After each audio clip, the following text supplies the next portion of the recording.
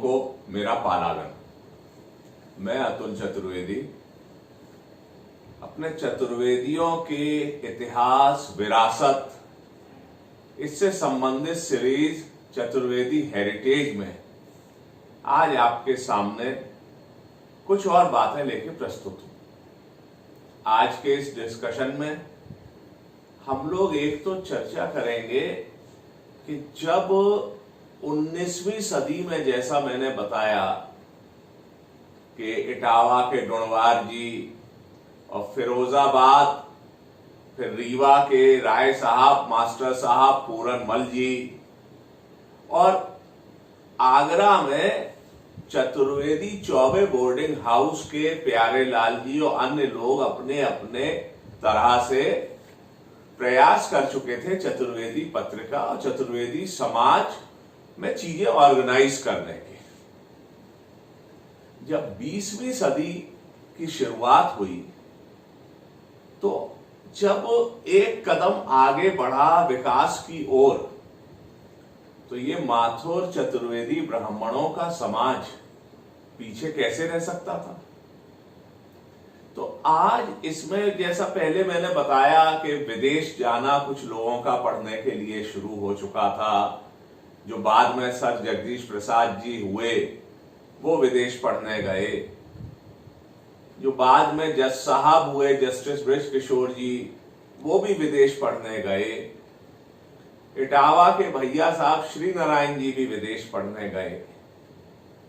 तो विकास की एक, जिसको कहना चाहिए कि चेतना से ये माथुर चतुर्वेदी लोग भी अछूते नहीं थे। और इसी चेतना में एक ऐसा सोच शुरू हुई जो कि महिलाओं की स्वतंत्रता और महिलाओं के विकास से संबंधित थी। और अगर मैं ये कहूं कि इसमें एक बहुत बड़ा कारण तो ये था कि जो माथुर चतुर्वेदी ब्राह्मण लोग हैं, वो लोग हमेशा से समय को एक दिशा निर्देश देने वाले लोग रहे हैं। तो विकास के प्रति सोच होना, आधुनिकता के प्रति सोच होना, ये उनके एक सातत्य का सोच में सातत्य का प्रतीक है। एक दूसरा कारण और था कि जिसका हम आगे चल के जिक्र करेंगे कि माथुर चतुर्वेदी लोग खास तौर से जो भदावर क्षेत्र में थे, उन लोगों का व्यवसाय के कारण, अन्य कारणों से, यानी रोजगार के कारणों से कलकत्ते की तरफ जाना और रहना शुरू हो गया था। कलकत्ते के, जो कि उस समय यानी उसके पहले 19वीं शताब्दी में हिंदुस्तान की, ब्रिटिश इंडिया की राजधानी था। वहां पर आधुनिकता का एक धारा बह रही थी। हम लोगों को मालूम है कि 19वीं शताब्दी में सती प्रथा के विरोध की शुरुआत राजा राममोहन रॉय ने, जो बाद में कानून भी बना, वो बंगाल से, कलकत्ते से की थी। तो ऐसा कैसे हो सकता था कि ये जो माथुर चतुर्वेदी लोग थे, ये उस आधुनिकता की सोच से अछूते रहते। तो होता यह है कि जब 20वीं शताब्दी शुरू हुई तो चतुर्वेदियों में हम लोग महिलाओं के लिए कई स्टेज पर आधुनिक सोच का स्पष्ट उदाहरण देखते हैं। सबसे पहला मैं आपसे चर्चा करूंगा कि 1929 में कानपुर में दिसंबर 24, 25, 26 को एक अधिवेशन हुआ। इस अधिवेशन में महिला मंडल की कार्यसूची में स्त्री शिक्षा, पर्दा प्रथा का परित्याग, बाल विवाह पर प्रतिबंध प्रमुख थे। लखनऊ में जब 12वां अधिवेशन हुआ तो महिला मंडल के सत्र के अंतर्गत यह निर्णय भी लिया गया कि जो पृष्ठ क्षेत्रों के ग्राम हैं, उनमें कन्या पाठशाला की भी व्यवस्था की जाए। अब आप सोचिए कि उस जमाने में 1920 के दशक में बाल विवाह का विरोध हो रहा है, पर्दा प्रथा के त्याग की बात हो रही है, स्त्री शिक्षा की बात हो रही है, और लड़कियों के लिए पाठशाला की, वो भी गांव में खोली जाए, ये बात हो रही है। महिलाओं के स्वास्थ्य कल्याण पर भी विचार विमर्श किया गया। इसके बाद 16वें अधिवेशन में अक्टूबर 14-15 1945 को पिनाहट के अधिवेशन में बालिकाओं के अध्ययन हेतु छात्रवृत्ति भी प्रदान करने का निर्णय किया गया। हम एक बार 7वें अधिवेशन की बात करेंगे, जो कि कानपुर में मई 24, 25, 26 को 1929 में हुआ था।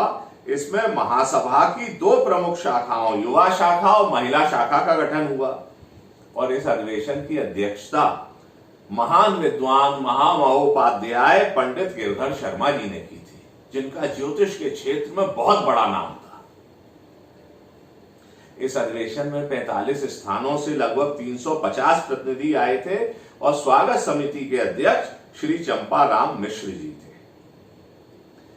इसमें एक चीज ये देखने को और मिलती है कि अब माथुर चतुर्वेदी समुदाय में 2 सोचें साथ साथ चल रही हैं।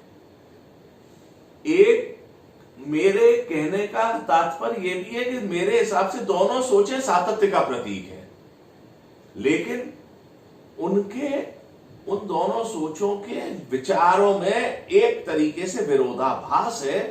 एक जो सातत्य के प्रतीक लोग हैं वो कह रहे हैं कि नहीं साहब, थोड़ी ऑर्थोडॉक्सी रहनी चाहिए, इतनी आधुनिकता सही नहीं है।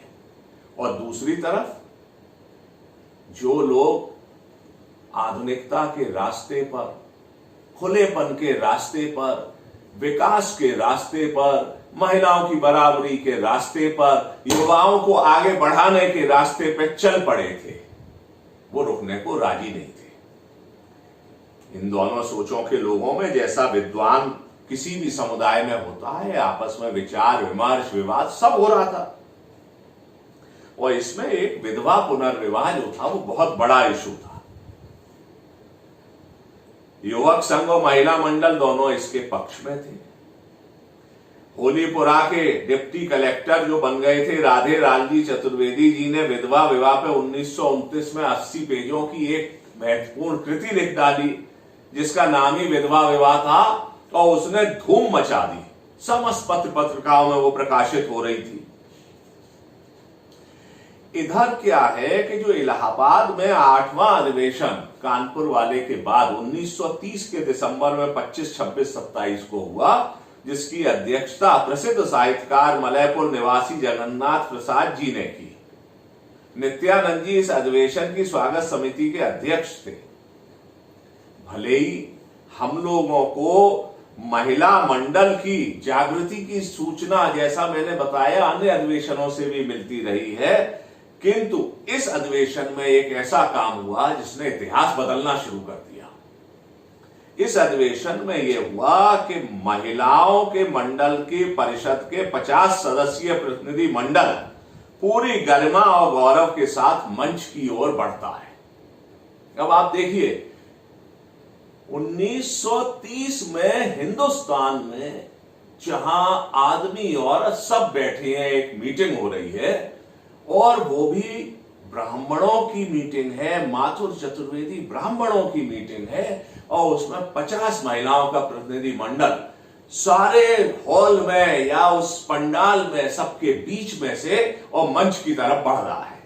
और जब ये मंच की तरफ बढ़ता है तो सुधारवादी दल के अध्यक्ष डिप्टी कलेक्टर राधे लाल जी तेज आवाज में घोषणा करते हैं कि महिला प्रतिनिधि मंडल मंच की ओर बढ़ रहा है, आइए हम सब खड़े होकर करतल ध्वनि से स्वागत करें। और सारा परिवेश बदल जाता है, लोग खड़े होके, और एक ऐसा माहौल बन गया कि पहली बार सार्वजनिक रूप से पर्दा प्रथा का त्याग करते हुए चतुर्वेदी महिलाएं, पर्दा नहीं है, मर्द लोग, आदमी लोग हैं, उनके बीच में से ये हिंदुस्तान में एक उस समय ऐसा दृश्य था जो सिर्फ चतुर्वेदी समुदाय नहीं, किसी भी समुदाय के लोगों को आश्चर्यचकित करने वाला था। लोग तालियां बजा रहे हैं, और कौन लोग? जेंडर में मेल लोग, पुरुष लोग, वो ताली बजा रहे हैं और पर्दा का त्याग करते हुए, लेकिन पूरी शालीनता से महिलाओं का दल मंच की तरफ बढ़ रहा है, करतल ध्वनि से स्वागत हो रहा है। और इसमें कौन लोग थे? इस महिला मंडल की अध्यक्षता कर रही थी सर लक्ष्मीपति मिश्र की पत्नी श्रीमती गायत्री देवी। अन्य सम्मिलित महिलाओं में विश्वेश्वर दयाल विशारद जी जो कि आगरा के थे, और उनकी पत्नी दमयंती देवी जी के अतिरिक्त बसंत देवी रावत, इंद्रण देवी रावत तथा श्रीमती राधेलाल जी। अब आप सोचिए, इन जो महिलाओं ने एक चतुर्वेदी समुदाय में एक तरीके से पूरा का पूरा परिवर्तन कर दिया। और जो विशारद जी की पत्नी दमयंती देवी जी थी, उनका तो बाद में स्वतंत्रता आंदोलन में भाग लेने का उनका अपना एक खुद का इतिहास है। उन्होंने स्वतंत्रता आंदोलन में भाग लिया, वो जेल भी गई। जब मैं डिटेल से आगे व्यक्तियों के विषय में किसी सीरीज में बात करूंगा तो इनके विषय में भी बताऊंगा, लेकिन इतना बस यहां कहना चाहूंगा कि आधुनिकता के विचारों के साथ चतुर्वेदी समाज में ही नहीं, स्वतंत्रता आंदोलन में संघर्ष कर रहे लोगों के समाज में, अर्थात भारतीय समाज में दमयंती देवी जी का एक अलग स्थान था। ये आज मैंने आपसे चर्चा महिलाओं के विषय में की, और जैसा मैं अपनी सीरीज में करता हूं कि अब अपन लोग चलते हैं एक दूसरे इशू पर, और वो है कि माथुर चतुर्वेदी ब्राह्मणों में साहित्य और कवि लोगों के विषय में। प्राचीन काल में माथुर चतुर्वेदी लोगों में, माथुर ब्राह्मणों में श्लोक लिखने वाले, संहिताएं लिखने वाले न जाने कितने लोग हुए हैं, ऋषि मुनि, जिनके विषय में हम लोग जानते हैं। मैं बात भी करता रहा हूं, आगे भी करूंगा। लेकिन आज मैं मध्यकाल के सबसे पहले एक ऐसे व्यक्ति की बात करूंगा जिन्होंने एक ऐसा कारनामा कर दिखाया कि एक बहुत बड़े राजा के यहां जब उन्होंने एक बात कही तो राजा ने प्रसन्न होकर कहा, लोग तो समझ रहे थे कि राजा नाराज होंगे, क्या दंड दे दें, लेकिन राजा ने प्रसन्न होकर कहा कि अब से ये जो भी दोहा रचेंगे, हर दोहे पे एक इनको सोने की मोहर दी जाएगी। वो कवि थे बिहारी लाल चौबे। ये जो बिहारी लाल चौबे हैं, ये ग्वालियर के पास बसुआ गोविंदपुर के थे। धौम्य गोत्र के घरवारी अल्ल के थे। इनका जन्म सन 1603, संवत नहीं, सन 1603 में बसुआ गोविंदपुर में हुआ। इनके पिताजी का नाम कहीं कहीं केशव राय मिलता है और इनके गुरु का नाम नरहरि दास मिलता है। इनके पिताजी जब ये 8 साल के थे, इनको ओरछा ले आए और अपने गुरु से सीख के आगे चल के ये जयपुर नरेश सवाई जय सिंह के यहां पहुंचे। जयपुर नरेश के विषय में एक प्रसिद्ध किस्सा है कि उन्होंने नई एक शादी हुई, इनकी एक नई रानी आई और उन नई रानी के सौंदर्य में ऐसा वो डूब गए कि राजकाज सब पर उनका ध्यान देना खत्म हो गया। ये ऐतिहासिक तथ्य है। सारे लोग, उनके मंत्रिमंडल के लोग और जो लोग राजकाज के सिस्टम से जुड़े थे, वो लोग परेशान होने लगे कि अगर राजा समय ही नहीं देंगे तो इतना बड़ा राज्य कैसे चलेगा। आखिर में एक दिन इन बिहारी चौबे जी को इस चीज की जिम्मेवारी सौंपी गई। बिहारी चौबे जी ने एक बहुत प्रसिद्ध दोहा कहा, नहीं पराग नहीं मधुर मधु, नहीं विकास यही काल, अली कली सौ बंदियो आगे कौन हवाल। बहुत प्रसिद्ध दोहा है, किस्सा भी प्रसिद्ध है।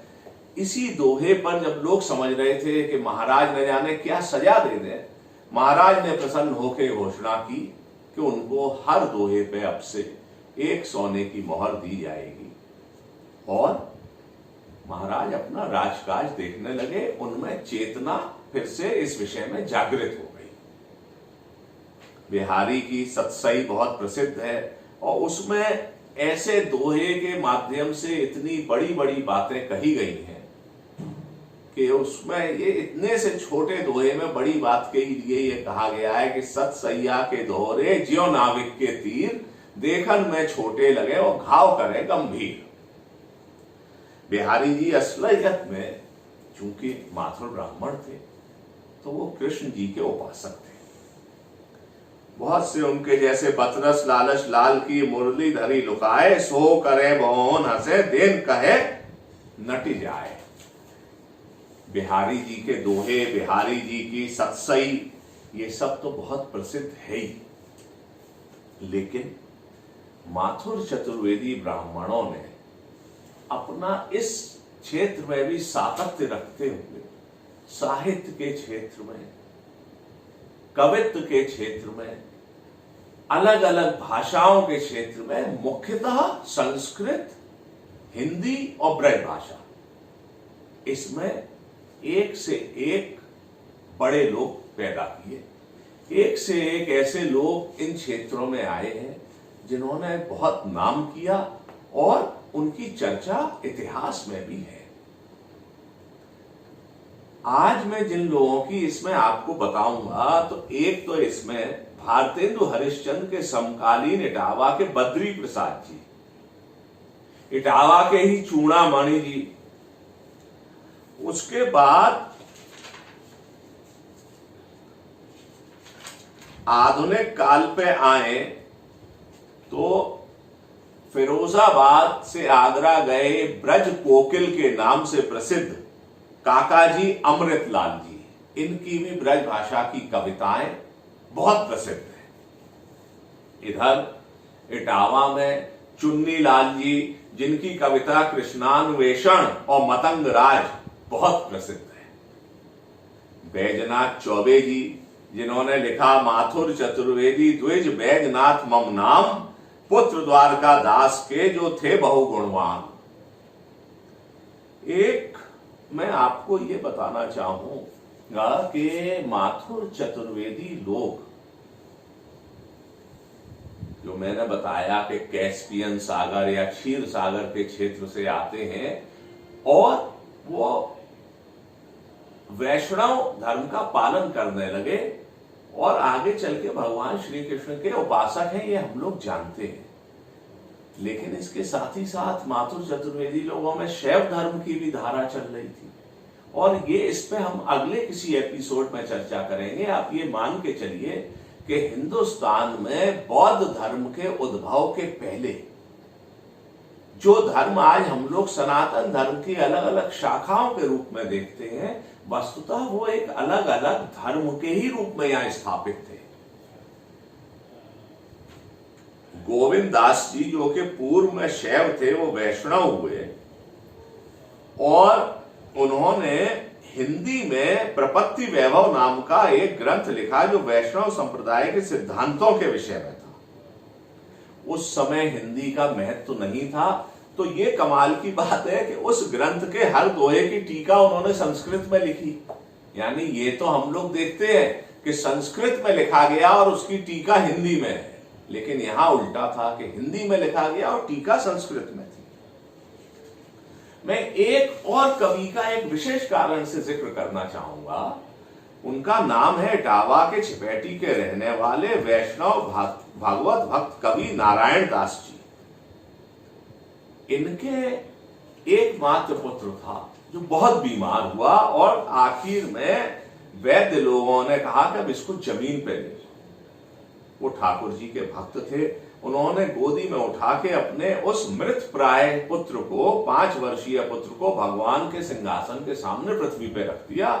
उनकी हिचकियां बन गई और उनके कवि कंठ से निकला, दास नारायण को सुत जातु सुराखु धराधर राखन हारे। और ये कहते कहते उनके आंखों से अश्रु की धारा बहने लगी और चमत्कार हो गया। लोग बताते हैं, ये लिखा हुआ मैंने पढ़ा है कि उनका पुत्र उठ के बैठ गया जैसे भगवान के दरबार में ये अपील मंजूर हो गई। इतना उनके कविता में शक्ति थी। तो देखिए, भक्ति काल के कवि लोग हम पहले चर्चा कर चुके हैं, रीति काल के बिहारी कवि की चर्चा है, उसके बाद आगे जो लोग थे उनकी हम चर्चा हमने की, और आधुनिक काल में खड़ी बोली और ब्रजभाषा दोनों की कविता करने वाले इटावा के प्रसिद्ध शिवदत्त जी हुए हैं, जिनका कंचन मृग ब्रजभाषा का काव्य खड़ी बोली की रचनाएं हैं। और जिस समय शिक्षक को राष्ट्रपति पुरस्कार पूरे प्रदेश में एक को मिलता था, तो 1962 में बनमाली जी चतुर्वेदी जी को, और 1963 में शिवदत्त जी, जिनको हम लोग छोटेपन में उनको पटू चाचा जी के नाम से भी जानते थे, हथकाज से इटावा आए हुए, उन शिवदत्त जी को 1963 में वो प्रतिष्ठित राष्ट्रपति पुरस्कार मिला था। कवियों में शैल जी, प्रदीप चौबे जी, इन सब के भी नाम हम लोग जानते हैं। संस्कृत में डॉक्टर वासुदेव कृष्ण जी की चर्चा और उनकी रचनाओं की चर्चा, उनकी विद्वता से कौन ऐसा होगा जो अपरिचित है। मैं एक नाम कवियों में अगर नहीं बताऊंगा तो बहुत बड़ा नाम छोड़ दूंगा। ये नाम था चंद्रपुर के मूल निवासी, बाद में वो सरकारी नौकरी में थे, जेल विभाग में डीआईजी होकर रिटायर हुए, पाठक लालता प्रसाद जी धौनी बाबू। इनके श्रृंगार रस की जो कविताएं हैं वो अद्भुत हैं। मधुसूदन जी हैदराबाद के, और अभी कुछ दिनों कुछ सालों पहले देह छोड़ी है, देहांत हुआ है, फिरोजाबाद के ही दास फिरोजाबादी नाम से लोग जानते थे, पृथ्वीनाथ चतुर्वेदी, जो कि एक्साइज में थे। उन्होंने भी उर्दू की भाषा में, यानी लिपि देवनागरी है, भाषा उर्दू है, उसमें न जाने कितने अद्भुत शेरो शायरी की है, उनका दीवान भी छपा है, और उनको भी बड़ा इस क्षेत्र में सम्मान प्राप्त हुआ। जहां तक कवियों का सवाल है, तो इसके अलावा पूरे हिंदुस्तान में चतुर्वेदियों में न जाने कितने लोगों ने नाम कमाया है। पद्म भूषण बनारसी दास जी चतुर्वेदी जी के छोटे पुत्र डॉक्टर राम गोपाल जी गोपली जी आशु कवि थे, और ऐसी व्यंगात्मक कविताएं करते थे, इतने चुटीले व्यंग करते थे कि दिल्ली के राजनीतिक सर्किल में, दिल्ली के पत्रकारों के सर्किल में उनकी एक अलग ही स्थान और छवि थी। मेरा मतलब कहने का यह है कि जो माथुर चतुर्वेदी समुदाय है, ये समुदाय ऐसा नहीं था कि खाली पूजा पाठ कर रहे हो, ये समुदाय ऐसा नहीं था कि खाली व्यापार कर रहा हो, ये समुदाय ऐसा नहीं था कि खाली जमींदारी कर रहे हो। अगर साहित्य का क्षेत्र है तो वहां भी इनका काम चल रहा था, अगर कवित्व का क्षेत्र है तो वहां भी ये कर रहे थे। और मैं आगे चल के आगे के एपिसोड्स में आपको बताऊंगा कि कैसे व्यापार के क्षेत्र में इन लोगों ने नाम किया, कि जमींदारी तो ये कर ही रहे थे, और कैसे राजकीय सेवाओं और राज दरबारों की सेवाओं में सारे क्षेत्रों में इन्होंने नाम किया अपना। आज के एपिसोड में मैं आपसे इतने ही चर्चा करते हुए एक आखिरी बात यह कह के आपसे विदा लेना चाहूंगा कि देखिए, चतुर्वेदियों का एक इतिहास का पक्ष है जो धीमे धीमे हमारा समाज 19वीं शताब्दी में अपने समाज को संगठित करने का प्रयास करते हुए 20वीं शताब्दी में महासभा के रूप में, उनके अधिवेशन के रूप में और आधुनिकता की तरफ कदम बढ़ाता हुआ चल पड़ा है। तो दूसरी तरफ अलग अलग दिशाओं में लोग आगे बढ़ के काम कर रहे थे, जिन पे हम चर्चा करेंगे। लेकिन मेरा आपसे निवेदन है कि यदि आपके पास भी जानकारियां हो तो मुझसे शेयर करिए, जिससे इनको समाहित किया जा सके। अगर आपको यह एपिसोड अच्छा लगा है तो इसको अन्य चतुर्वेदी बांधवों में और अन्य लोगों में शेयर करिए, इसको लाइक करिए, चैनल को सब्सक्राइब करिए और अपनी जानकारियां मुझे भेजिए। आज के एपिसोड में इतना ही। अगले एपिसोड में आपसे फिर मिलूंगा कुछ नई जानकारियों के साथ। तब तक के लिए मुझको आज्ञा दीजिए। आप सभी को मेरा बालागन।